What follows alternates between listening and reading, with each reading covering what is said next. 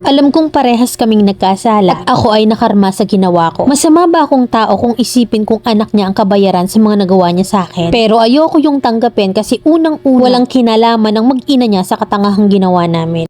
May kinakasama ako at meron kaming isang anak. Wala namang perpektong relasyon, diba? Tulad ng marami, madalas din kaming mag-away ng partner ko. At minsan ko na din siyang nahuling ng babae. At ang katwiran niya sa akin nililibang lang naman daw niya yung sarili niya kapag magkaaway kami. I'm not sharing this story to blame my partner, but also to tell everyone that karma is digital. Isa akong team leader sa isang company kaya malapit ako sa mga katrabaho ko. One time, may isang baguhang empleyado at nagkamabutihan kami. At sa mabilisang pangyayari ay nag-cheat ako. Gusto kong gumante sa asawa ko kahit alam kong mali. At yung bagong empleyadong yon ang naging lalaki ko sa trabaho. May kinakasama rin siya at meron ding isang anak. Inamin niya rin sa akin na madami na siyang naging babae. Hindi naman nagtagal yung relasyon naming dalawa. One day nagulat ako na may kumakalat na chismis na may skandal daw kami. At pinapanood niya to sa mga kawork namin. And like what I said, chismis means hindi totoo pero sobra akong na-depress. At nung kinumpronta ko siya todo tanggi siya. Kahit na nga na pwede ko siyang gantihang i-chat yung partner niya. At amining ako ang babae niya sa trabaho. Na sinisiraan niya yung partner niya sa akin at sa mga tropa niya. Pero hindi ko yun ginawa. Ayoko kasing lumaki pa yung issue at makarating pa sa pamilya ng partner ko at magkagulo. At mas lalong ayoko ma-depress yung partner niya dahil minsan na tong nakunan sa unang beses na pagbubuntis nito. Ayoko yung maulit at alam kong buntis siya ng mga panahong yun. Hayaan ko na lang na karma ang gumante. Nang magkausap kami ng personal ay umiiyak ako sa kanya. Tinatanong ko siya kung ano bang nagawa ko sa kanya, ba't kailangan niya pa akong siraan. Hindi siya makaimik at humingi ng tawad habang naiyak. Nababawi daw siya sa akin basta ituloy lang daw namin kasi mahal niya raw talaga ako. At sa akin niya nakita yung mga bagay na hindi niya nakita sa iba. Binigay ko ang kapatawaran sa kanya ng buo pero kahit na sobra akong nasaktan at na-depress sa mga nangyari tinapos ko na kung anong may ugnayan kami. Pero humiling ako sa kanya na kung mambabae man siya ay wag na niyang gagawin yung ginawa niya sa akin. At ang pinakabilin ko sa kanya ay ingatan niya yung mag-ina niya lalo't magiging dalawa na yung anak niya. Hindi rin nagtagal ay nakita ko yung post niya para daw siyang pinagsakluban ng langit at lupa sa nangyari. Nangyari na naman daw ang ayaw niyang maulit. Pati ako ay natakot sa mga nabasa ko at nakumpirma ko mismo sa kaibigan niya na nakuna na naman yung kinakasama niya. Alam kong parehas kaming nagkasala. Kaya nakarma ako sa mga nagawa ko. Masama ba akong tao kung iisipin kung anak niya ang kabayaran sa mga nagawa niya sa akin at sa mismong kinakasama niya. Pero ayoko yung tanggapin kasi unang-una walang kinalaman na mag-ina niya sa katangahang ginawa namin. Letter sender, Carla ng Laguna.